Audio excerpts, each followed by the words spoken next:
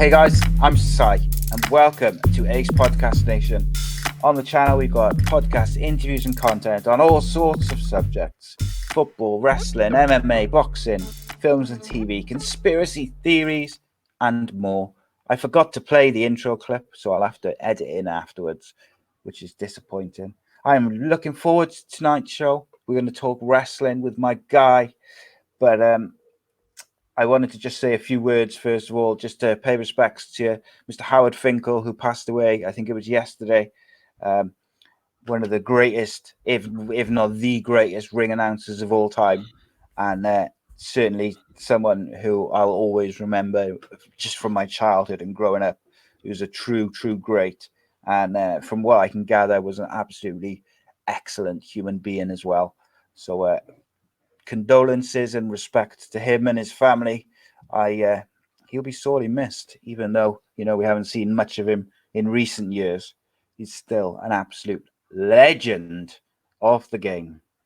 And speaking of legends, my guest, my co-host, my friend, the baddest guy on ACEcast Nation. He's a writer and interviewer for Post Wrestling. He has his own YouTube channel, Andrew Thompson Interviews, custom URL. That way. Mr. Andrew Thompson, welcome to the show. Welcome back. Hello, how are you? It's always good to be back on the Ace podcast, back with the nation. One of the best podcast groups around, sir. Got all types of podcasts. Got the Andy Campbell show. Got everything, man. Oh, yeah. It's just straight legends, dude. And echo your sentiments about Mr. Howard Finkel. Rest in peace to that good man. I know he had some health problems over the last couple of years, so the only positive out of this is that he's not suffering anymore. Yeah, man. Watch over us. So thank Howard for all his contributions to the wrestling business. And that man is definitely a legend. And I'm glad he got to, get his Hall of Fame flowers while he was still here. So For real, mate, that's absolutely correct. Grew up on the Fink, and I was disappointed when they stopped using him, because I felt like it was a bit early. You know what they're like, because particularly at that time, they were really like, "Oh, you're too old, time to go." They did it with JR. You're too old, bring in Michael Cole, and they still had a lot in them. I think, obviously, with Howard, he's been ill, like you mentioned, so hopefully his any pain or suffering that he was going through is he's over now. But true legend of the game. definitely. It has not been a good couple of days for wrestling, I've got to say. So the WWE on Wednesday, Vince McMahon, via a video to all WWE employees, he basically said that to save money, etc., in these tough times with the coronavirus, that they'd be letting go and furloughing a lot of staff. And that the staff who were being furloughed would get a text message telling them what to do next, and they'd also be ringing people to tell them that they're getting released. So a lot of people, from backstage producers, corporate staff, various, and then also a long list of wrestlers got either furloughed or released. And it's not good, man. I have my opinions on it, which I will get into in a minute. But just generally, Andrew, what did you make of that when you first heard the news that it was coming? First of all, I kind of expected that there was gonna be a lot of people because of the situation we're in right now. So I was already thinking about. I thought that it wasn't. I thought it was gonna be like at least 20, but I didn't think it was going to be as like it obviously was a lot more. And there's people who haven't even spoken out about getting released that have been released or furloughed. So it's crazy, man. It's a crazy situation, and the thing is, like, WWE, they kind of put themselves like in this position unnoticingly, like by loading up on so many people. Like, I mean, you couldn't have predicted a pandemic, like, but that this is like sort of the price of, bringing in so many people, and having these large contracts with people that you aren't even using for the most part. Right, and you got and I'm interested to see how their production even comes out, because like Shane Helms, he did an interview with Busted Open, and he recently got furloughed, and he was talking about how important Billy Kidman's position was, and Billy Kidman is basically like the timer for every WWE show. Like if somebody goes out there and he tells them they got 8 minutes and they go over 8 minutes, Billy Kidman has to be the one, like within the span of like 40 seconds, to find other time from other segments and take that time and put it into the next segment or move it around. You know what I'm saying? Like that, they said, Yeah. Shane Helm saying that Billy Kidman's been doing that like the best out of anybody, like for the past time that he's been there. So, and now they got to replace Billy. So that I'm interested to see how things, operate as far as the production and how smooth things go now that somebody who's been a top person in that position isn't there anymore. Yeah, it's not good. I gotta say, I am frustrated by it because I do feel like the WWE didn't need to release these people at this time. I do feel like they've made it clear.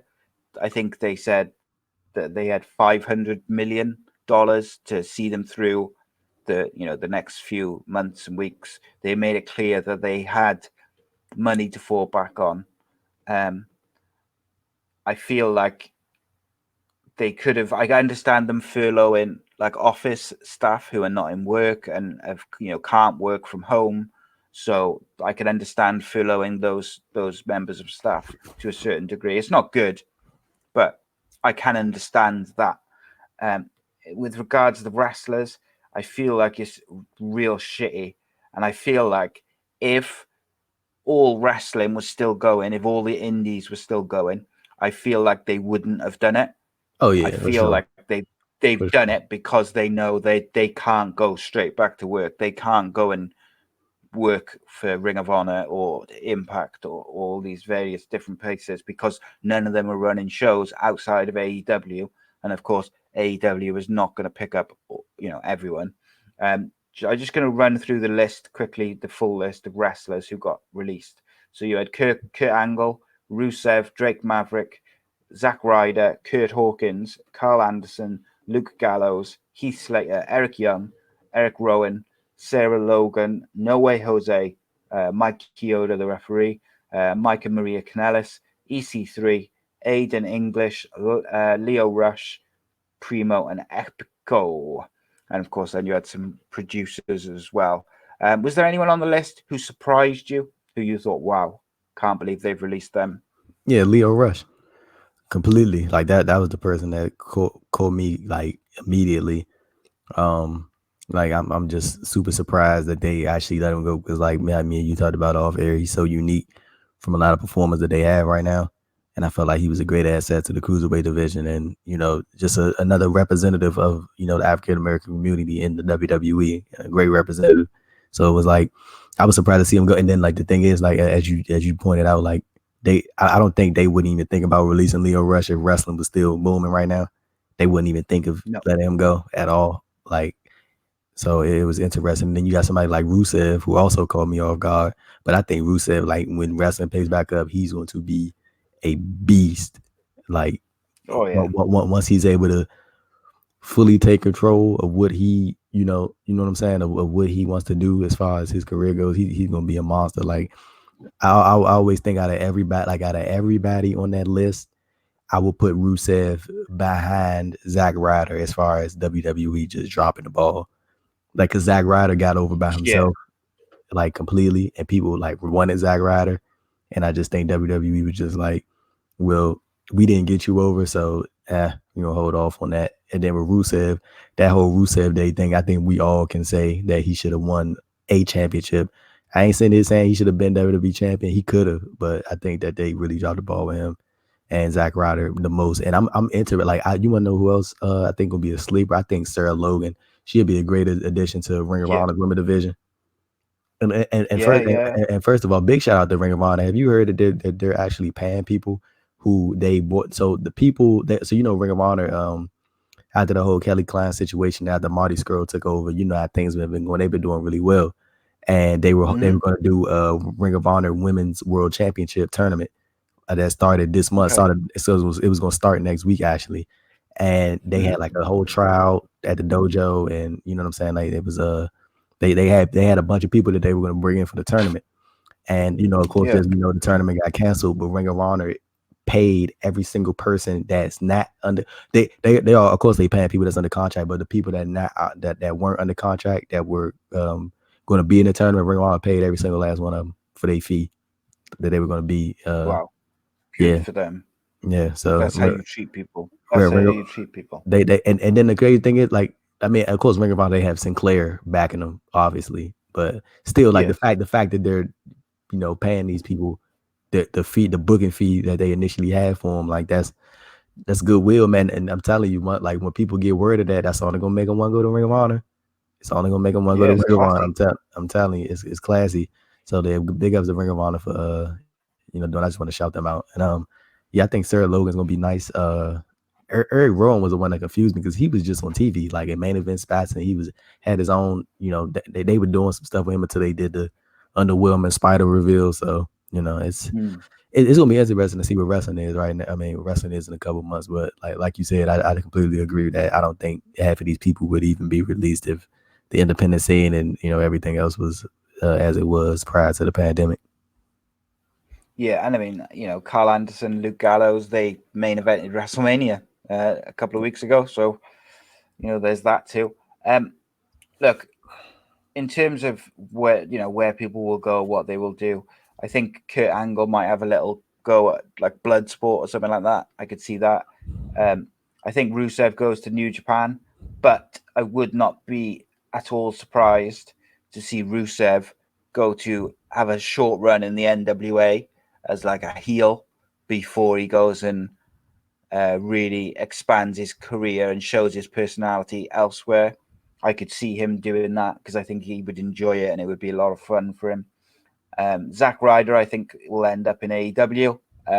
He's very, very good friends with Cody, and I think they recognize his creativity. Like you said, Zack Ryder's got over on his own several times, and WWE dropped the ball. Luke Gallows and Carl Anderson, they always, whenever they gave him something, were very entertaining. Outside of one or two skits and segments here and there, they always very entertaining.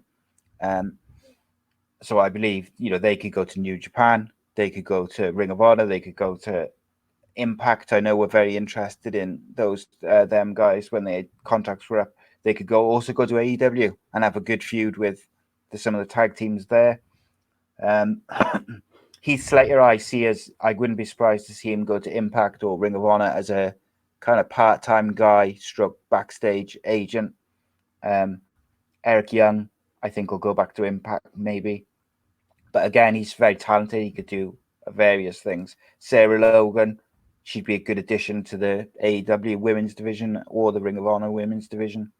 Eric Rowan, I wouldn't be surprised to see him turn up in a Dark Order skit, but I don't think he will No, be a I don't think permanent that's good for addition. AEW to try to load up on that. I think out of this situation, like out of everybody, if I'm AEW, the only people I'm picking up is the Revival and Leo Rush. Like everybody else, you just gonna have to find your spot like elsewhere. Like I don't think Uh, it's good for them to like just scoop up everybody. I think the Revival and Leo Rush are probably like the only people that they should pick up, like because they haven't you don't think they should really. pick up Rusev?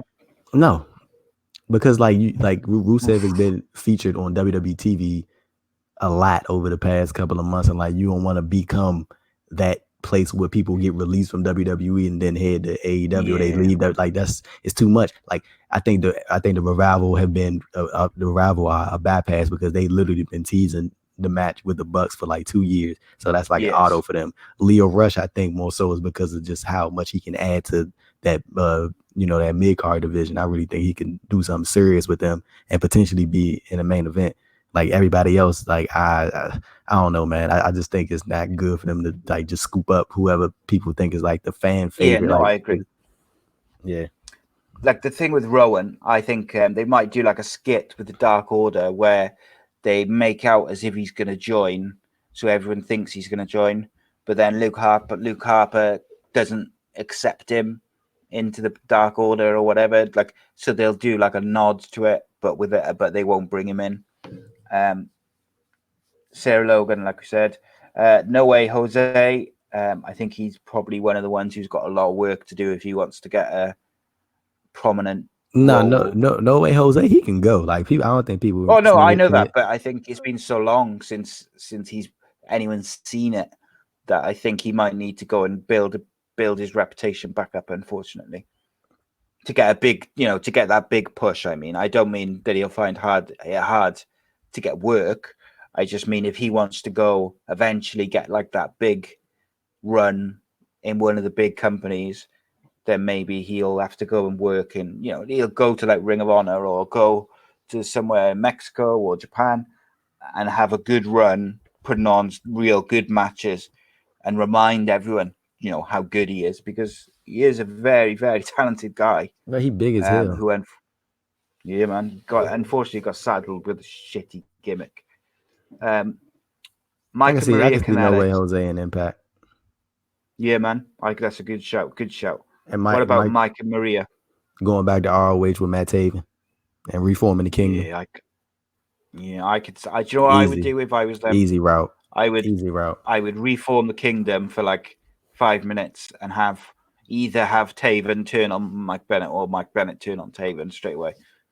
That's what I Probably would Mike do. Bennett turn on Taven. That's what I would do. Have Bennett turn on Yeah, Taven. because they got the history, haven't they? Yeah, and Matt Taven just got he just got out of a program like that with Vinny Marcellia, and Vinny turned on him. So I think it'd just add on to Matt Taven can't trust nobody. So it'd just be add on to that storyline. One which interests me, and he's shown since Wednesday, so Friday, 2 days, and he's shown with a couple of video vignettes how badly WWE wasted him and how they just signed him to get him away from other people. Is EC3. He dropped a couple of vignettes with like little promos, just him talking into a camera or him sitting and talking, and he can cut a promo, man, so good. They just dropped the ball with him. I could see him, honestly. I could see him in Ring of Honor. I could see him in Impact. I wouldn't be surprised to see him in New Japan just because he's different to everything they've got. But I think Impact is probably a safe bet. Yeah, I agree. I definitely think he could. Wait, what was the name you just said again? I got lost. EC3. EC3. I'm interested to see. I think EC3 probably be the ones that ease up on the signing the contract and just go straight to the independent scene and try to make his own way and do his own thing. Because I remember he said that he wasn't doing no podcast, he wasn't doing any interviews and stuff like that. So I think that kind of probably maybe could fall in line with him being like, I'm not trying to sign a contract right now, so maybe I could just go to the independent scene, make my own schedule, do what the hell I want. And then on top of all this that's going on right now, sir, Daniel Bryan's contract is about to be up. So that's about to be fun. That would not fun. Yeah, remember when I don't know if you heard it, but he said it during the Bellas podcast that around the time that Bree's about to give birth to their next baby, that's when his contract expires. So he gonna get paid. Definitely, it's definitely because all he needs to do in the next month or two before that's due is just drop a tweet, just one line in like a tweet, just mention it, or a video or a podcast, just mention, oh yeah, AEW, oh yeah, I could work there. I think I could put on some great matches with X, Y, and Z. Or New Japan, I'd love to work there.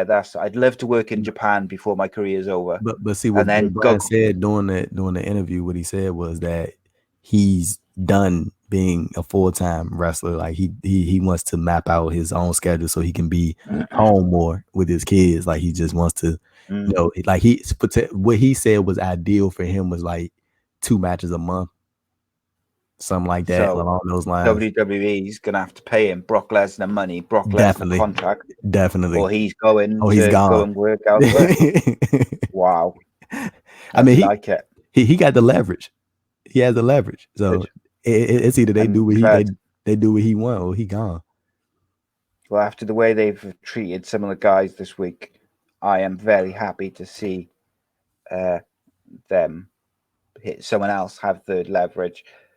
Just finishing off the list, Aid in English. Do you think we see a Rusev Day reunion without with a different name, or do you think they're? I think it's more likely that we see Aiden English and Simon Gotch get back together more than Rusev. I hope not. I'd like to see Aiden English. I think Aiden English, since the Vaudevillains, showed enough that they were right to keep him and not, when Simon Gotch left, they were right not to just, chuck him, take him off the road and not use him. He was very entertaining. And I think if he can show that same level of entertainment on the indies and put on some good matches and show he can really go, I think that he's got something that he could work with. And also, he said recently that he's not done in the ring.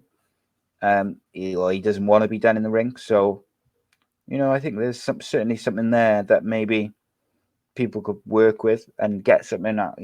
The problem, I think, unfortunately, for some of these guys is they've all been released at the same time.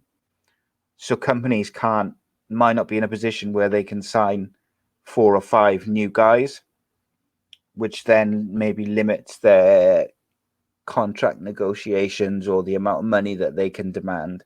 Obviously, outside of your Leo Rush, EC3, maybe Gallows and Anderson and Rusev and Zack Ryder. I would say they're the main kind of guys who can really demand a high price. I think some of the others, not that they'll struggle, but I think they won't have as much leverage when demanding their fee or their contracts and stuff. It's just my opinion. Leo Rush, we discussed, AEW, I think would be insane to not pick him up.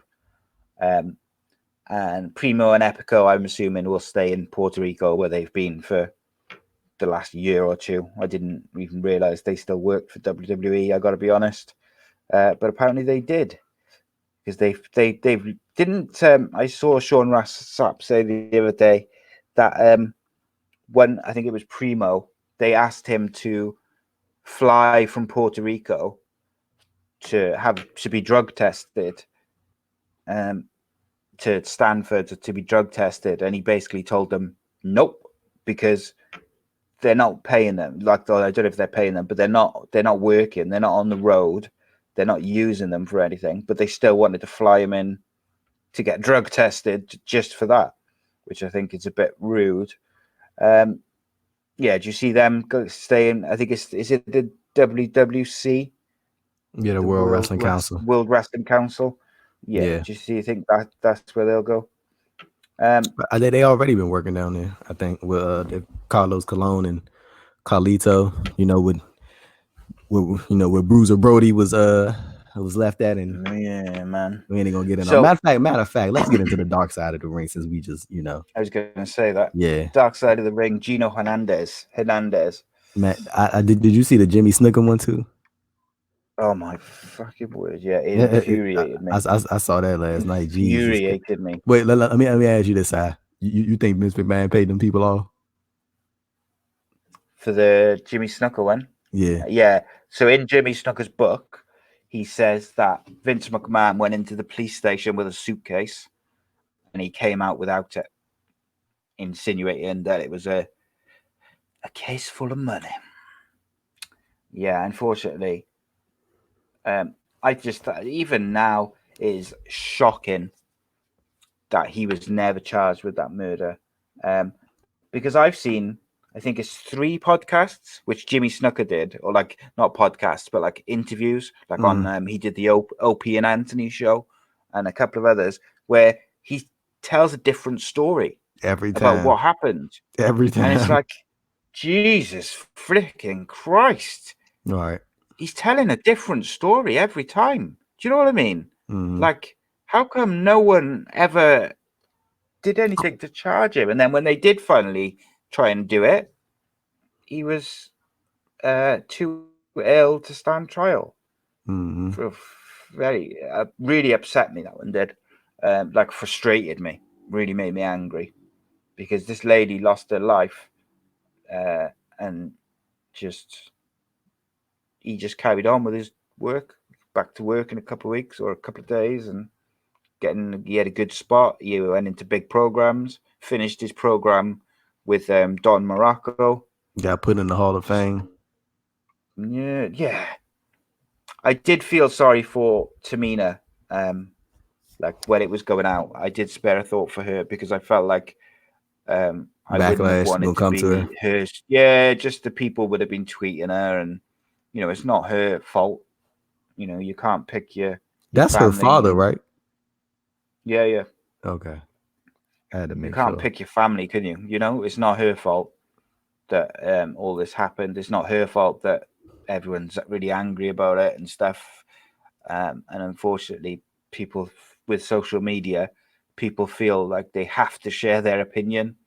That's one thing I would never understand. Like people found it so hard. Like, bro, you don't have to tweet like every thought that comes. It's okay. And you don't have to do that. Yeah, and you don't have to tag people when Yeah. you're to have an opinion either. It makes no sense to me. Out of all the Dark Side of the Rings so far, which one do you think is the best? I mean, you I mean, I would say the one that interested me the most out of the first two seasons, probably I would say is the Gino Hernandez one, because I feel like that's a case that isn't finished, honestly. Because I do think Gino got killed. Like it was just it's like clear as day that he was in the streets. That's what it was. He was involved in a lot of stuff. So I think that the dude the dude who they had speak at the end, the one who said he knew closely. I mean, what they expect? What you think he's supposed to admit live on air that he knew what happened to Gino? Like I know what Mm. happened to Gino. I knew he Which one got was that? killed. Are you referring to the one who didn't want to be named, or Yeah, the one who just got out of prison? the one who Because there didn't was want to two, be wasn't there? the one at the very end who said he didn't want to be named and he didn't want his face shown in the camera. Like Yeah, they like he came on camera and people was like, I mean the producer was like, yeah, you know what happened? I'm like, what do you expect him to? You expect him to admit live on TV? Like he could go to yeah, jail. Like if he admit that, like what you think he's supposed to be like? Oh yeah, like I think he meant what he said in regards to nothing was going to happen to Gino's mother, because I'm pretty sure she had to live with yeah, that for the past whatever years, 30 something yeah. years, That was quite like thinking that upsetting, wasn't it? somebody was gonna come after her because what her son was involved in or what he knew. Mm. Like so, yeah, that was one. But like, as far as the other stuff, I'm like, what y'all expect this man to sit here and admit to knowing what happened to Gino Hernandez? Yeah, Like he's not not going to gonna admit happen. that. Why would you admit that? Like that you will go to jail immediately, and they could easily charge him. Like this, I'm like that don't make no sense. But out of all the Dark Side of the Rings, that was the most interesting one. And of course, like the Chris Benoit one was nice too, but I feel like that was kind of like just a closure type thing as far as that case goes. But like we already knew most of the details, but like I feel like that was just a nice, well not nice, but like you know what I mean, like a Yeah, I know. What you mean. yeah, Nicely like done. the nicely done closure. And then behind that, yeah, the Jimmy Snuka one so far, and New Jacks was great, Yeah, I was gonna say New Jacks was excellent. and I Um, can't wait for the Owen Hart one. is that next week? No, that's the last one. May So what's 17th. next? What's next? What's Oh, next week? the assassination of Dino Bravo. Oh wow, I don't know that story. Yeah, he was But like in a like in a it was like something similar to Gino Hernandez, but not on the but Gino's was not as like severe, or like Gino was like just tied up with the wrong people, but mm, I believe Dino was like in a like mafia type all right, okay. like he was like in it like and Mm, I think he was somewhere, and then they came and like shot him in the head like 7 times, and like yeah, fuck no. it was crazy. He knew something that nobody else didn't want to get out. So Mm. Yes, yeah, these dogs, but dude, Evan Husney and I wish I hate I can't. What's that dude? I can't remember the other dude's name right now. Evan Husney and I feel bad for forgetting his name right there, but they are killing it with these Yeah. Dark Side of the Ring episodes, and I know they teased the Eric Bischoff was it the overseas show that he did or something like that. They teased that for season 3. I forgot what it was. And then Eric Bischoff has told this story before, like when he went outside the outside his hotel and he like saw something like super crazy, like when he was on his walk. It was when WCW did their overseas show a while back. It was something, man. All right. So, Oh yeah, the North Korea show, the WCW that's New it, Japan yeah. Collision show in Korea. Yeah, that'd be interesting, wouldn't it? I thought the best, like from a documentary point of view, I think the best episode has been the Chris Benoit episode. Whilst I knew most of the stuff already, the fact they got like Chris Benoit's son, and what was the other? Who's the other person they had? There was someone else who hadn't really spoken about it much.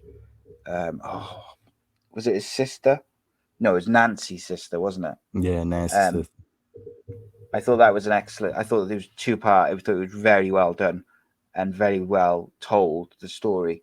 The New Jack one to me was fascinating, and like I said to you when we were talking the other week, um, like his upbringing and the things that he witnessed and experienced explains so much about the way he is. And I found that really super interesting to watch because it gave like a different side to him rather than all the interviews I'd ever seen before that with him was kind of him just refusing to apologize for any of the stuff he had done in the different incidents. And they'd always just been him like doubling down on stuff. So it always seemed to me like he was just a bit of a dick. But I felt like documentary like really showed, actually this guy had been through some horrific stuff All when right. he was younger. And one thing I want to point out, like I'm not excusing none he Yeah, did no, yeah, absolutely, no way. because he damn near killed people, Yeah, man. like for real. But like Mm, when you see the stuff that he went through as a kid, like seeing that at such an early age, you can see how that can like just derail somebody completely and like make them like emotionless in some ways to stuff that most people probably think is not cool. Like he just was oblivious to it. So like yeah, I mean, but yeah, yeah, now it seemed like he chilled out. He learned from most of his stuff. Like, but I mean, he just seemed like he had the point like where it ain't like what's there to apologize for now? Like it's already done. He can't take it back. So yeah. it is what it is from that standpoint. But yeah, the new Jack one was really good. Oh, I did want to ask you real quick just to switch topics. Did you hear about the all the wrestling promotions in Japan getting together to come speak with the government? Yeah, I read a little bit about it. I don't know the full ins and outs of it. I just know they all sort of came together to Yeah, speak man. with the government. Yeah, So they what was that? uh What was the outcome of that? New Japan, DDT, Noah, All Japan, Stardom, Pro Wrestling Diana, and yeah, they all came together. They had representatives from each of the promotions, multiple representatives, and they came and sat down with the Japanese government to basically find like a resolution to what they were going to do as far as wrestling in Japan goes. And they apparently made some strides. Like ain't nothing finalized and said and done, but they made some strides, seeing like all these different promotions that are essentially like competing against each other come together and like put that whole thing together. The only promotion that wasn't a part of it was Big Japan, and I think that was because they kept running shows, empty arena shows. It kept having shows with fans in attendance, and like even though people advised against it, they kept doing it. So they kind of got like Ah, I and like see. it's like excluded out of the meeting. So I mean, but when you like it's kind of good to see like so many different promotions like come together and like even though they all competing for the most part, and they like now we gotta come together as a group and try to fix it and they making some strides, man. So it's gonna be interesting to see. And it helps that the person that they spoke to, he's a former 2-time IWGP Junior Heavyweight Champion. So I think it's Hiroshi Hase. So yeah, he's a former wrestler, and he's like the one of the lead politicians over there. So like he know what wrestling means. That's real cool. I suppose it's good that they've all come together and stuff because it is, it's such a serious situation. That I would don't never. think that's gonna happen. Yeah, I was about to say that would never, not in America, never. Maybe I couldn't see WWE being like, oh yeah, let's get Ring of Honor and AEW and Impact. Like I couldn't see them doing that at all. no. You don't think that WWE is going to offer the Performance Center to AEW to run shows? No, but you did see that Bob Arum, the boxing promoter, was say he was gonna Yeah, he's contact them. offered it. Yep. So that's we gonna see, man. It's cool. We'll see. It's cool, man. Yeah, I advise anyone to watch the Dark Side of the Ring series because I've got to say every single episode is very, very good. The Von Erichs episode I found really Oh interesting. my goodness, well. that was so damn sad, Just bro. horrific, man. Yeah, it's which Kerry awful. is so Kevin Von Erich is the one that's still here, right? Yes, still alive, Okay, yeah, man. Kevin like, Von Erich.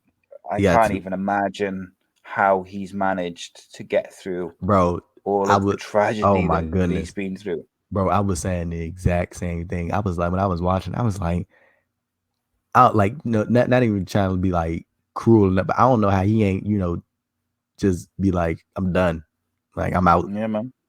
Like I don't know how he kept going. Like what, bro? He lost what, 5 of his brothers?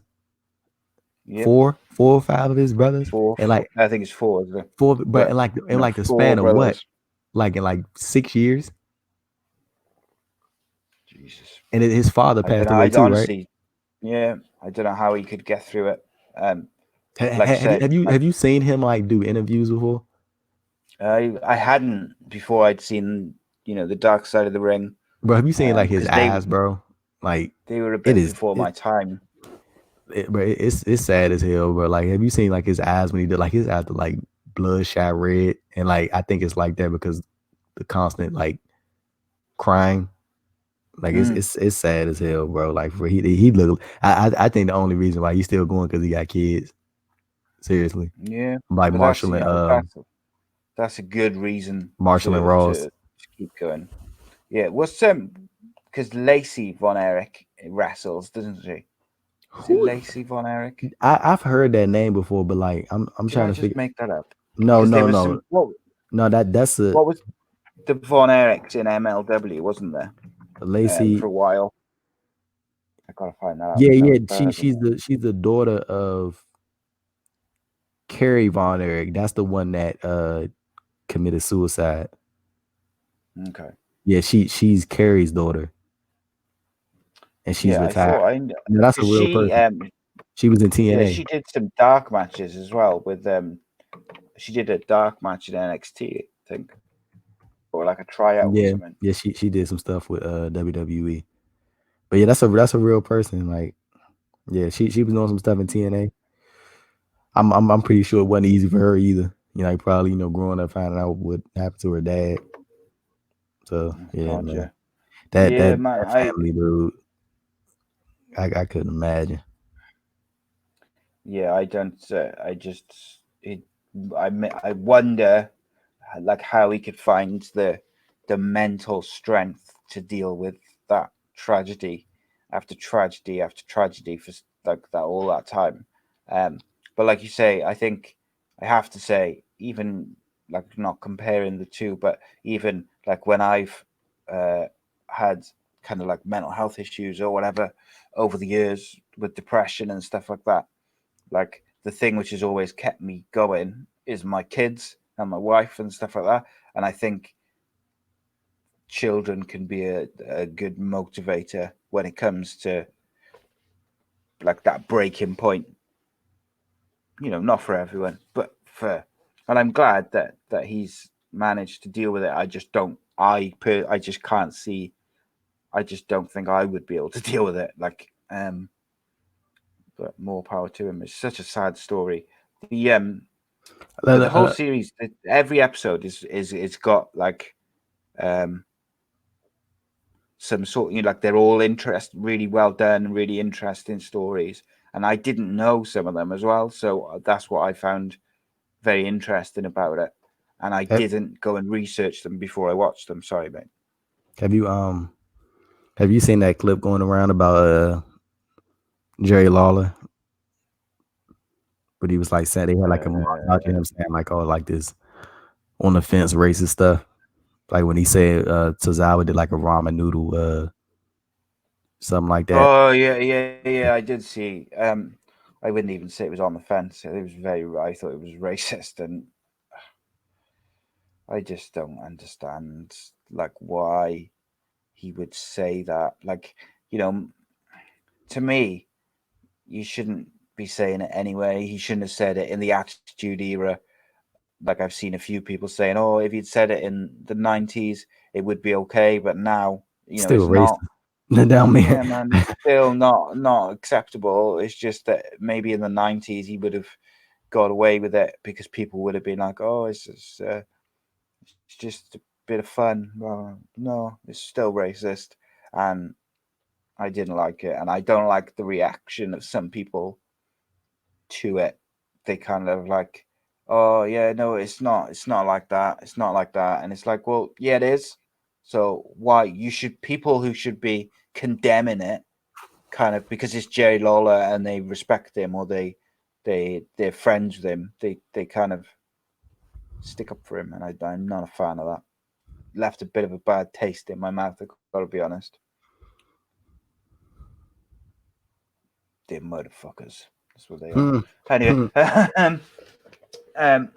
but yeah, I wouldn't be surprised if Jerry Lawler is not on TV on Monday. I've got to be honest. He will be.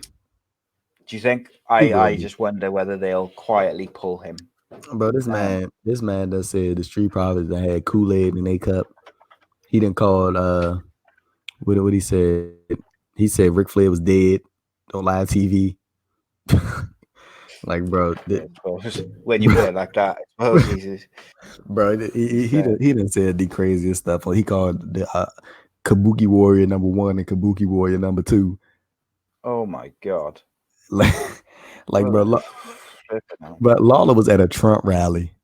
Like, come on now, like if those things doesn't get him like off of TV, nothing will. I promise you, nothing. That's true. So it's getting a bit late here in the United Kingdom in Wales. We're getting ready. We're preparing for Andrew's trip to NXT Cardiff. Yes, sir.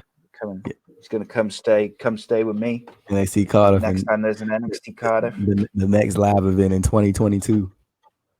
In the year 2034, when the lockdown is lifted, and there's only 2 million people left on the earth. Real quick, let me so what did you think about Killer Cross's first on-screen appearance on NXT when he attacked? Well, his new name sucks. No, I like it. I mean, you really think they was gonna let him? They didn't need to change it. Oh, I mean, they had Killer Kelly, but she left NXT UK. And in the vignettes that they'd been playing beforehand, like over the last few weeks, didn't one of them say Killer Cross on it? No. I thought one of the latter ones did. Karrion Kross now, and it looked like Scarlett Bordeaux with him too. Yeah, I saw those feet. I just wish the crowd was there for that, man. Like, yeah, it would have got a big pop. Were you surprised that he went after Tommaso Ciampa and not Johnny Gargano? Yeah, because Johnny's like seen as a heel, and I think Cross is going to be a heel. But I mean, of course, he's going to get cheered. Well, he would have gotten cheered, but like now I think this actually benefits the story because now you don't have the crowd controlling the narrative for the most part as far as who's the good guy, who's the bad. It's like, bro, they are not going to boo Killer Cross. They're not going to boo Scarlet Bordeaux. No. Like, they're not going to boo Ciampa. Like, it's just going to be, let's go Cross, let's go Ciampa. Like, and now Yeah. that there's no crowd, you can control who's the good guy and who's the bad guy. They want to make Ciampa the good guy, even though he's not necessarily, he's like the anti-hero. And Killer Cross is the Yeah. bad guy in this situation. I think it works, honestly. It works better this way. I just think it would be better if, like, what I was envisioning Killer Cross's title, I mean, his first appearance was, what I thought happened was it was going to be at TakeOver Portland, and Ciampa was going to win the title. What I thought was going to happen was, as Ciampa was celebrating in the ring, you was going to see Scarlett Bordeaux walk down to the ring, and then that was going to be the moment where everybody knew that if she's there, Cross is here too, and then that's when it happens. I thought that's what it, that's when it was going to start. The big pop. Big pop, because I think everybody would have, like, as soon as they saw Scarlett, like everybody would have immediately, they would have been like, oh yeah, the big guy, the big guy's here. Yeah, he's a bit different to everything they've got in NXT as well, which I quite like. Of course, he's related to Killer Kowalski. He is? And I believe he's either related or he's trained by, but that's why he's called Killer Cross, is because of his relationship to Killer Kowalski, I believe. Maybe I've got that completely wrong, but that's why I think they didn't need to change his name, because they could have linked it to that rather than the kind of darker connotation. However, what I will say is Alex Pulowski of Fightful Select, I think he works on now, came up with a really good idea for Killer Cross before he attacked Ciampa, which was that he was like, did you ever watch the TV show Dexter, about a serial killer who basically kills other serial killers or bad people? It's like he only ever kills bad people. And Alex's idea was to have Killer Cross be effectively that. So he would attack and feud with maybe other heels or like people who do what he thinks is despicable stuff, which I thought was a really interesting concept, because we don't really see that anywhere. So I think I just made up the Killer Kowalski thing. I can't find anything linking the two. So I think I just made that up in my head. I apologize for that. But False yeah, what do you think about that? That as an idea, is Killer Cross is like a heel who goes after other heels. I don't know. I'm more just in line with with the Ciampa thing you're doing right now, and him going after sort of the NXT fan favorites that everybody loves, and just riding them one-on-one until he eventually, sir, goes after the main goal, the NXT title. Do you think when he does, it'll be versus Adam Cole or Velveteen Dream? Ooh, that's gonna be it. Like, I'm curious to see what they doing now, because looks like Finn is about to be in the mix. Do you think they because Walter sorry can't to come to Walter can't come to the UK. States right now. Do you think they are backing it out temporarily of putting the title on Velveteen Dream? I would, honestly. I would too. I would wait until you were doing shows with fans again, and I would kind of, I did like any particularly guys who've never held the titles before, whether in NXT, Raw, SmackDown, AEW. If you're going to put a title on a babyface, who's particularly when they've never held a title before, I would hold off until the fans are back in the shows, because I just think it's like it's just not the same having that big pop. Like, having watched Drew McIntyre beat Lesnar, yes, I was happy for him and it was great, and I'm glad he's champion. I'm glad they followed through with it for him. I felt like they should have changed their mind and they should have had Lesnar win and then carried on the feud because it just wasn't the same. And I think that it's the right call to hold off on Velveteen Dream winning it. But the question is, do you have Finn beat Velveteen Dream now, and then do Finn versus Adam Cole, and then you can either put the title on Finn and do a redemption story with Velveteen Dream, or do you have Adam Cole keep winning and keep winning and keep winning until the time is right to put it on Velveteen Dream? I'd rather just keep the title on Adam Cole. Keep it on him for now. And then, I mean, might as well ride it out with him now. Continue his reign. I know he's the longest reigning NXT champion of all time, so just keep that going. Because I mean, I just feel like Velveteen Dream without the crowd isn't gonna be like as big of a moment. Like I think he's like I think the crowd is such a crucial part of the Velveteen Dream character. Like even over the past couple of weeks, I feel like it hasn't really hit like all the way like it used to. So I feel like the crowd is like a crucial part to that character. So keep it on Cole for now, and then hopefully, sir, by the summer, this is all over. Then we can do the big switch, and then Finn can go back to challenging Walter. Yeah, I one thing I am looking forward to on NXT is the Phantasma debut, reveal, whatever it may be. Kidnapping people. Kidnapping luchadors, and but he's kidnapping luchadors who don't wear masks, isn't he? I don't think DJZ is a luchador. I think DJZ. What's his name? Woken Wild. I don't think he's a luchador. I know he got Raul. I know he got Raul Mendoza. So, all right, if they're not luchadors, they are cruiserweights, should we say? Do you think that they come back as his henchmen? Oh yeah, for sure. Stable, for sure. And I do like the way he's got his luchador mask and stuff, but he's completely different to everything, like all the other luchadors they've ever portrayed in the WWE. He's completely different with the suit and the kind of charisma. So I am looking forward to that. I'm interested, at least at the moment.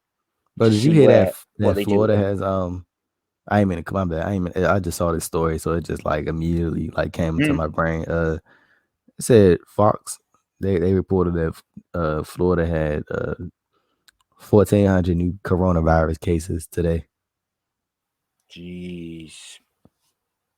I wouldn't be happy if I was married to a wrestler in the WWE. I would not be comfortable or happy. Yeah, man. That they're still going at it. They should have recorded over the last month. We said it a million times, but they could have recorded 6 months of TV. 6 months. They could have recorded for the rest. They could have recorded 6 months of TV in the last couple of weeks.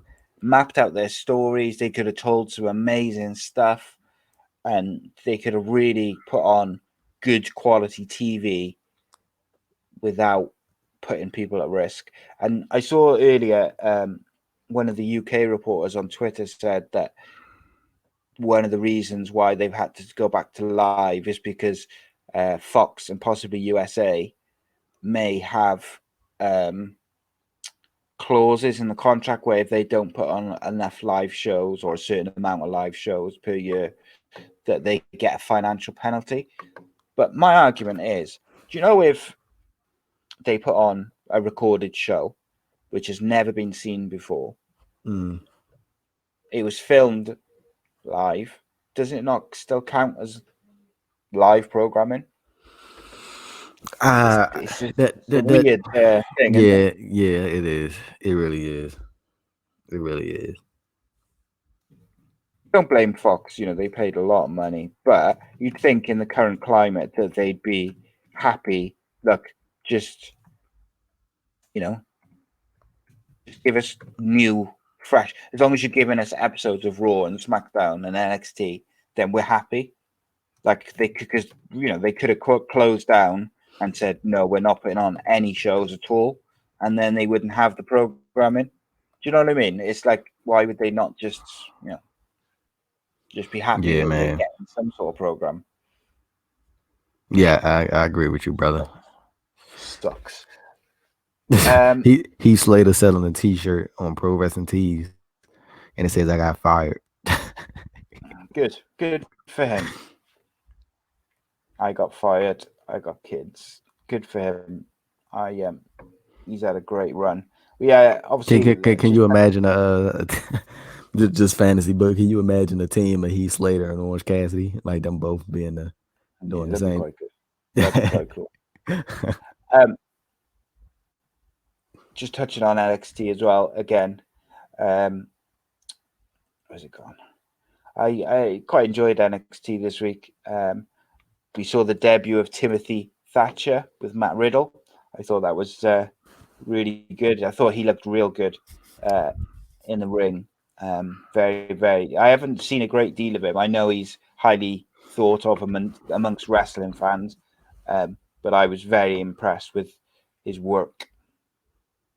Yeah, Thatcher's a bruiser, man. That's what he does. He hit hard. He ain't flashy.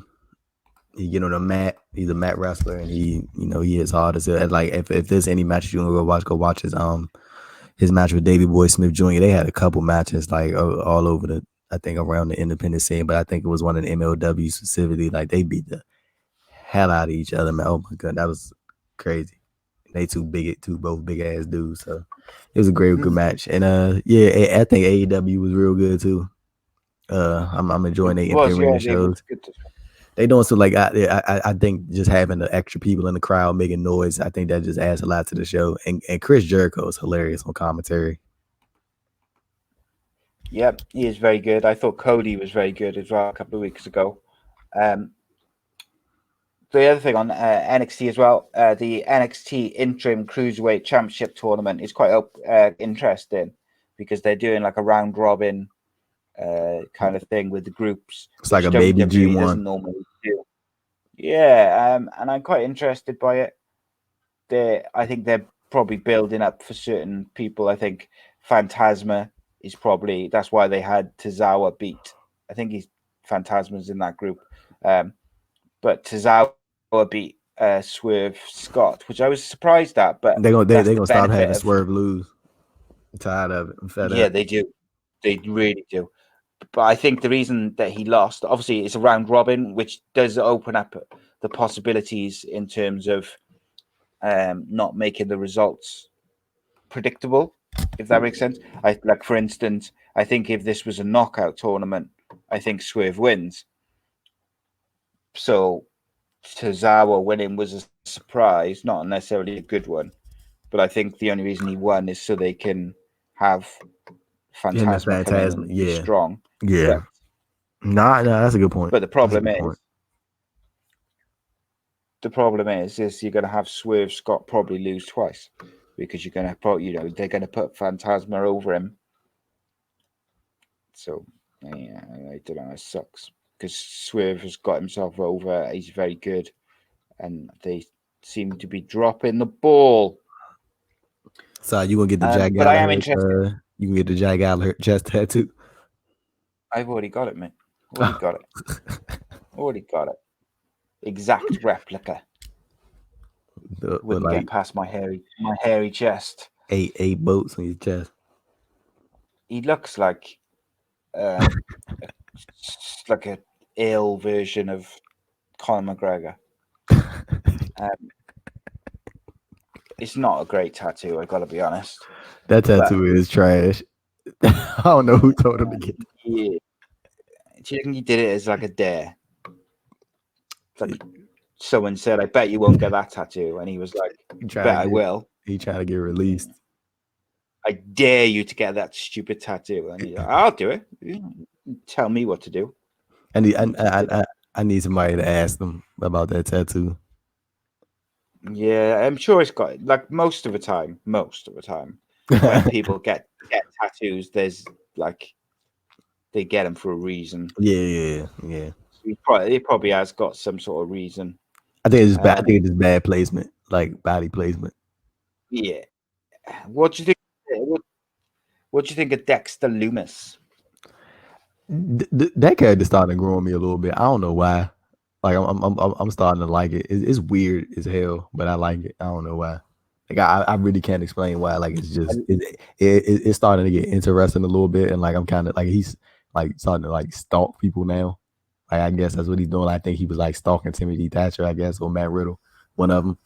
So yeah, Yes. it's gonna be Yes. interesting to see what he does. And I think he's also one of those people, just like Killer Cross, like in a way that kind of benefits better from no crowd being there, because like you can't like no crowd can't really like judge him like a crowd, like they don't, there's no crowd for it, no crowd there for them to judge him, so like he can, I think it just worked. The character comes way better when it's not people chanting and you know making Yeah, comments and stuff like that. they can tell the stories, can't they? Like the way they want to, and they can portray who they want to portray as the bad guy, and I think it's a bit easier. Um, but yeah, I'm interested in him. He's got a very like serial killery vibe to him. Um, but yeah, there's a few things on NXT which I'm very interested in where they take it. I'm interested in what Triple H will do with the round robin tournament, and I'm interested in Dexter Loomis, where they'll go with him. I'm interested in Phantasma coming in. I'm interested in Finn versus Velveteen Dream. One thing I'm struggling to be interested in is the tag team which Malcolm Bivens is with, which is a shame because I really like Malcolm Bivens. Um, but this tag team's not doing it for me at the moment. Give him some time, man. Give him some Yeah. time. Oh, yeah. I'm not judging yet because obviously we haven't seen a great deal of them really, I other think than a I few think they just promos. still green in the ring. That's all. Like they're not like some super hyper experienced like wrestlers at all. Like they have majority like have been on the house show loop. Like they really haven't. I don't think they've been on NXT TV at all. Like Yeah. all they've done are the Florida house shows. Like they haven't even gotten the opportunity to go on the road. All they've been doing is the Florida stuff. Like so they're green as hell in the ring. And I think that like Malcolm Bivens being there just alleviates the whole thing of them having to talk at all. Like I mean they can obviously and it can like they come off they come off very well when they're speaking in their native tongue. I think that's a good thing. So yeah. They they got a. I think so. With that in mind, all right, they're not doing it for me from a promo point of view at the moment. But because they're green in the ring, they're doing the right thing in building them up outside the ring and not overexposing them where they make an error or they look green. You can build up their characters, and then if you do that well enough, and then you give them a couple of squash matches, it doesn't matter too much that they're green as long as they can, as long as they can go to a certain degree. If you do the character work first, you can excuse to a certain level not being amazing in the ring, should we say? Yeah. Um, AEW. What did you make of Lance Archer's introduction so far over the last few weeks? Uh I always like Lance, even dating back to when he was doing like some appearances for Wrestle Circus. Like I always liked how he react. Like the crowd, they used to say he used to have a tramp stamp. It was hilarious, and I used to like how he used to react back to them. And Yeah. I think he had a solid run in New Japan. Like yeah, I always been one of those guys who was really interested in Lance Archer. I think he's he got the size, he got the look. I honestly think he should be the TNT champion. I think he should win it all. So yeah, Sure. it's gonna be interesting to see what he does in AEW going forward. Jake Roberts is doing some incredible promo work for Lance Archer. Some of the best heel promos in anywhere. It's I'm just I'm I'm, gl- I'm incredible. glad he got the. I'm glad he was able to get out that hotel finally, Mm, because he was trapped in the mm. Atlanta hotel for like 3 weeks because of coronavirus. Like I remember, Wow. DDP told him that if he left to go do the AEW thing, he was going to tough it out for a few weeks because of the DDP had Mm, a baby in the house with his daughter and stuff like that, so he didn't want to take the risk of nobody getting sick. So Jake Roberts was yeah. stuck in a hotel in Atlanta for like 3 weeks. And Jeez, man. yeah, DDP let him back in the house, I think like a week ago.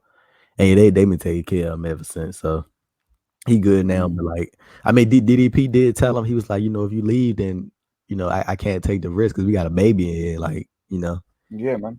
yeah. So I Can't mean, can't risk it. yeah. So I mean, Um, I'm glad he back now, and I think he did most of those promos honestly from the whole. It was I think he did most of them either from the hotel or he did those promos like when they did those mass tapings. But either way, they were great. they were very good. I thought that AEW did an excellent job through this show of building to Jake Hager and John Moxley.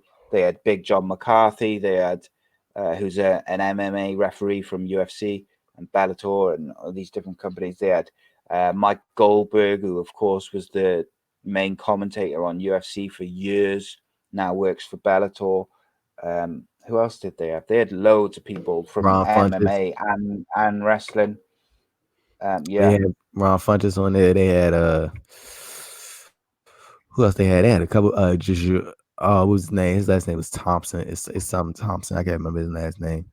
But yeah, he was on there. I think he's a fighter. Yeah, man, I really like that that piece they had. Like it filled TV time as well. And it was like a nice way to yes, fill TV time by having people make predictions about it. And like you saw that most of the MMA people uh, chose Jake Hager, and then more of the wrestling based people they chose John Moxley. I think that was like a real nice touch. yeah, it was good, wasn't it? I think, yeah, I thought NXT was slightly better this week, but I've been entertained by AEW every single week since the ring, since the fans have not been able to go to the arenas, which I think is a real testament to how well they've been doing stuff. What did you think of the Jake Hager John Moxley match? Went too long. Yeah, I thought Too so. long. Um, I didn't necessarily. I was like in and out throughout the whole match. It was just too long for me. Like I felt like you trying to go 30 some minutes with no fans is it ain't ideal. Like yeah, the not the last way one that they went that long that was I say kept my attention the whole time was when King Omega defended the AAA title against the AAA Mega title against Sammy Guevara. Like that held my attention, Yes. but that's because they so fast paced and they keep up like with the like it's hard to keep people's attention when there's no screaming crowd, stuff. But Kenny Omega and Sammy did real well with that, but just like the style that Jake Hager and Moxley did, like they like tried to keep it like mat based for the majority of the match and like Mm, MMA style. Like nobody want to see that, man. Like if you ain't about to no. throw this man off the balcony, I don't want to see it. Like They yeah, I think I got to say there's not been many long matches since we've been having these empty arena matches. There isn't many long matches which I've really been able to stay invested in for the whole time. yeah, but And as far as next week goes, I know NXT I think they beat AEW twice in a row. yeah, And I think they're gonna get them again next week, and I think it's gonna be just off the strength that it's gonna be they're gonna be live. NXT gonna be live next week, and it's gonna be Drake Maverick's last match. So I think that's gonna bring in a lot of people. So yeah, and I know mm, he definitely gonna promote it. I think that's probably gonna be like one of the more like emotional type matches because it's like this not no storyline. Like this is legit. Could be his last match. yeah, Honestly, I think it would be cool as hell if he. No, well, I think he's facing Jake Atlas. I doubt it. Like they just signed Jake, so I don't think they gonna have him lose twice already in his NXT run. So I mean, it's gonna be. It's I'm more like out of everything that's promoted for next week. Like even the Finn Balor Velvet. I'm interested in Drake Mavericks' last match the most. I got everything. Yeah, I am. Do you know what I would really love to see is I would because Drake Maverick has been so good for WWE. He's been very uh what's the word? He's been very adaptable in all the different roles that they've used him in. I think he's been successful in all the roles he's Bro, used that him in. man pissed himself on live TV for them. Yep. Yeah. I would like him to swerve everyone, have him win the cruiserweight title, the interim Mm, cruiserweight title, and reveal that they've decided against firing him.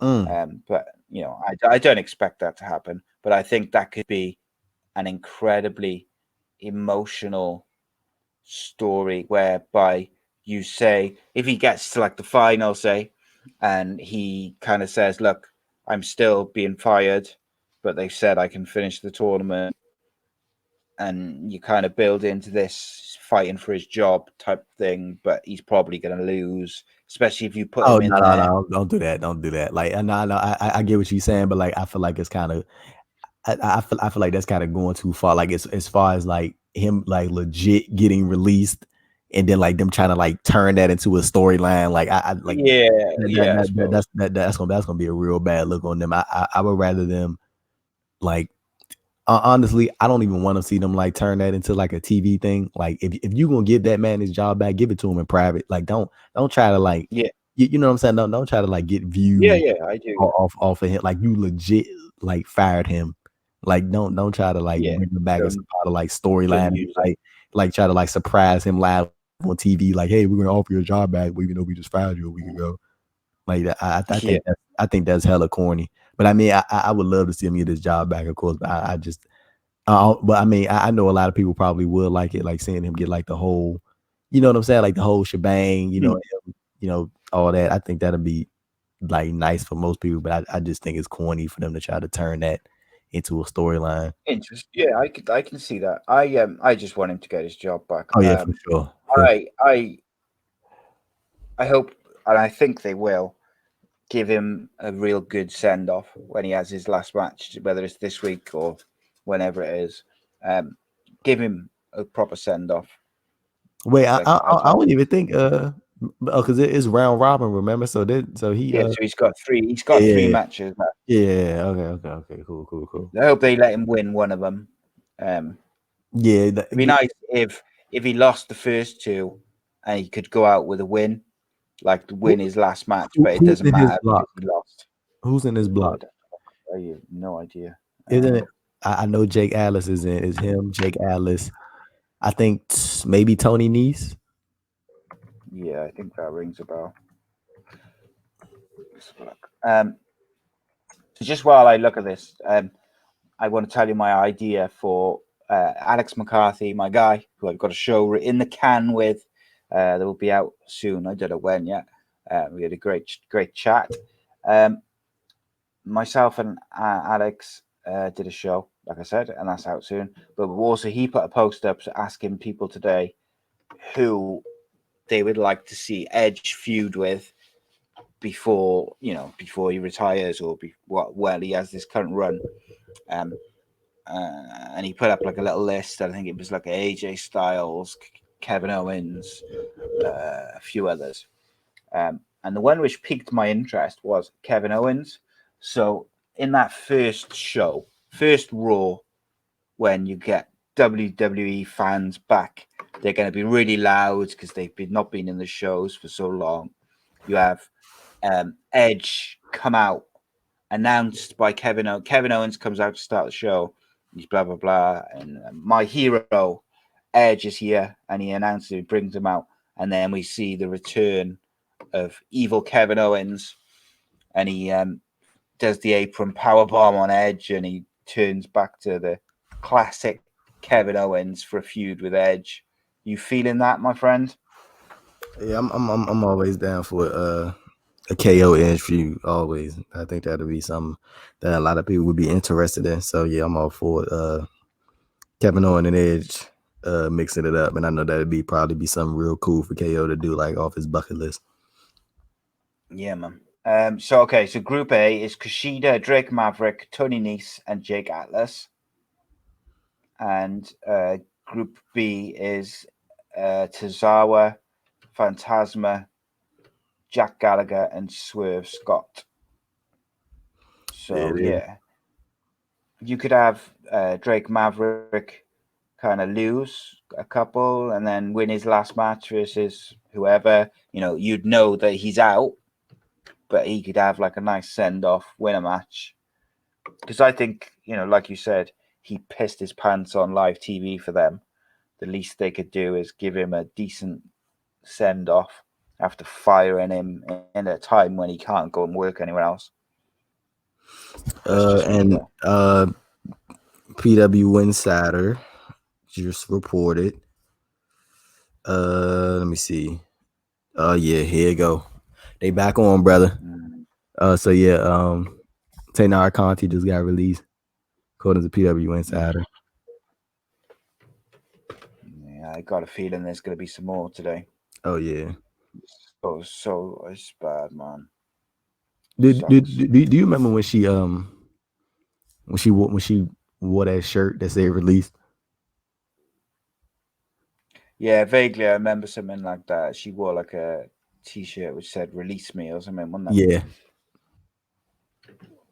Yeah, it's not a great look though, is it? When you working and stuff like that, but it is what it is, I suppose. Okay, so was there anything else? Oh, I'll tell you what I wanted to talk about was have you been watching BTE the last few weeks? I've been like in and out of it. Like I seen like So have highlights you watched? and stuff. I saw like the Marty's Girl and Flip Gordon appearance and Yeah, I was gonna say, have you seen the ones like this week or where it was like part 1, part 2, and part 3 build into the Matt Jackson match? Yeah, those guys, they fair play to them. They're very, very creative. They're stuck at home. They got a ring set up in their garden, in their back garden, and because they live close to all the SoCal and censored guys. They're kind of like they're putting on shows on BTE instead of doing the usual being the elite stuff and the vlogs and stuff like because that. they're not gonna be on Dynamite because they weren't at the tapings. Yeah, because they can't travel, can they? They couldn't get out. So I mean, they could get out, but like it's not a smart move. So like, especially because they've got they got families, haven't they? Yeah. So yeah, cool. I think it's kudos to both of them. Both, that whole Southern California crew for coming together and trying to put together content for BTE, and kudos to AEW for being able to work without most of their top guys. Yeah, man. Yeah, it's impressive, isn't it, to be putting on entertaining shows with AEW's missing like a lot of their top guys like Neville. They haven't had for not Neville now, is he? Fuck's sake, what's his name? Pac. What's his name now? Pac. Jeez. They're Pac. They haven't got the Young Bucks and the SoCal Uncensored guys. It's they're doing a great job with part of their roster, and the BTE guys. I think they've really stepped up with the creativity in the last few weeks, just to try and probably also to try and just entertain themselves and do keep busy and stuff like that. But they've been putting on these great shows, like not amazing wrestling and stuff, but just something. And we're building to the Nick Jackson versus Matt Jackson match on BT 200 on Monday, which I think that's a pretty interesting match to put on. I don't know what to expect, whether to expect like a full balls to the wall match, or whether it'll be kind of like a bit of like half jokey and then get a bit serious but then they've been building it as a proper match. Like they've been quite snarky to each other in the promos they were doing. They could put on a great match. Let's be real. But in this situation, in a ring in their back garden, it'll be interesting to see what they come up with. Definitely, I 100% agree, man. I'm actually looking forward to see how this match turns out. Yeah, they're creative guys, aren't they? Is there anything else you want to cover, my friend? No, I feel like we pretty much touched on all the ground that we What was talked you about that going we to were touch touch? on. Oh, I know. What did you think of the NXT title match last week? Not NXT title. What was it? What main evented NXT last week? Matt Riddle and Tim Thatcher. Ciampa and Gargano. What did you think of that? I think it was solid. Like I really like it. It kind of went kind of. I don't know what it is, but I think I'm like sort of like not interested in like super long matches right now. Like Yeah, it's difficult, isn't it? it's not really my thing to watch right now. Like super long, I'd rather things be like 15 minutes max, honestly. But yeah, I mean, What do you think of the way it was I, shot? I, I think it was good. Like it reminded me how like the Five Wrestling shoots their matches and a couple of other independent promotions out there how they shoot their matches with the lighting of the ring and like the smoky background and the 360 cam in the ring. I think that adds like a lot to it. But that's because I'm like a production nerd. Like I like that type of stuff. Like I like the cameras and like the light. I love that stuff. Like that was actually more interesting to me. I found myself more interested in that than the actual match, honestly. Cause I just thought the Yeah. production was cool as hell. So yeah, that's pretty much my thoughts on it. And I also wanted to give a shout out to I've forgotten their tag. I did write it down. JD on I think it's Twitter. He sent me a really nice DM, basically just saying that mine and yours breakdown of the Firefly Funhouse was the best he had seen uh, anywhere. He said he'd watched a few different ones, different videos and stuff like that. And he asked if I'd put our breakdown of the match over some pictures and clips of it and put it up on like social media and put up on YouTube as an isolated clip, which I'll look into doing. But he was just really, really kind. He said he'd been having a tough time recently, and WrestleMania really cheered him up. And he was keen. He watched our show, watched our review of it, which he said he really enjoyed, and he said that just our breakdown of all the little bits and pieces in the Firefly Fan House he thought was excellent and as good as anyone's. So shout out to him Shout out to and shout JD, out man. to Shout out yeah, to the man. man JD. Shout out to you, brother. And also keep your head up, JD. We're it's all tough time for everyone at the moment. We're all having good days, we're all having bad days, but we're all in it together, my friend. Keep going, and we'll be back next week, my friend. We back next week, bro. Try to put me on the spot. Yeah, we're gonna be back next. I No, can't. no, it's up to you. No, don't feel you have to. No, We no, I'm just can. messing around. We definitely can do next week. No problem. And I ain't doing nothing anyway. Stuck at home, but yeah, guys, We you can could check all our shows out. Go on. we could do it at the same time, same day, next week. So yeah, Friday, and Yep. then we can. Recap the whole week because I'm pretty sure it's gonna be a Yeah, lot of news. Always is. yeah, I think that's a good. It's a good day, isn't it? At the moment, where there's no pay per views and stuff, it's we can go through the news of the week and stuff. I like it. Um, guys, check out youtube.com/Andrew Thompson interviews for the very best wrestling interviews on the internet. And that is no exaggeration. This man, who you cannot see at the moment, other than this beautiful, beautiful picture by here, is the most talented and creative writer and interviewer in wrestling media. And I'm not just saying that, he is. Too kind. Too kind. Check out his YouTube channel, subscribe, and then leave him a comment and tell him that I sent you. And obviously, here at Ace Podcast Nation, we do podcasts on everything. We have live shows on a Monday for football fans. We have a new live show on a Friday night, which I did earlier this evening, which was a bit fun. Contains a lot of swearing and laughter, though. It was good. We had a lot of, I think, about 400 people in the live chat, which was cool. And Oh wow! it was fun. Congratulations! Yeah. God damn! Holy shit! That's crazy. Congratulations, bro. Yeah, it was madness, my friend. But it's not one for the easily offended, shall we say? A lot of swearing. It's just basically two Welshmen talking shit for an hour for 59 minutes. We never go over 59 minutes, but we do use the C word a lot, unfortunately. So I apologize for Which people one? if they come across the most offensive one possible, which people in, I don't know, actually, people in the UK find it as like the most offensive swear word possible.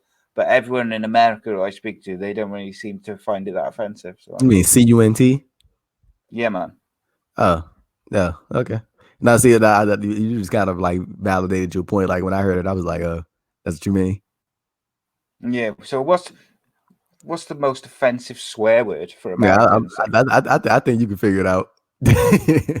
To me, Yeah, no. But I mean like a oh, swear you word, mean not like okay, like a I get what you're slur saying. or something. Just like a curse word. Uh, Is there one that people are like, "Ooh, don't say that"? not, not really. That's not a slur. Not really, because people just say whatever. But I will say the thing that gets people riled up the most, and that like people sort of take it as like if you say it, you might as well go ahead and throw your hands up. So people call somebody a bitch. So yeah, Yeah, that's So I mean, strange, isn't it? if you gonna call somebody that, you mean, you better Better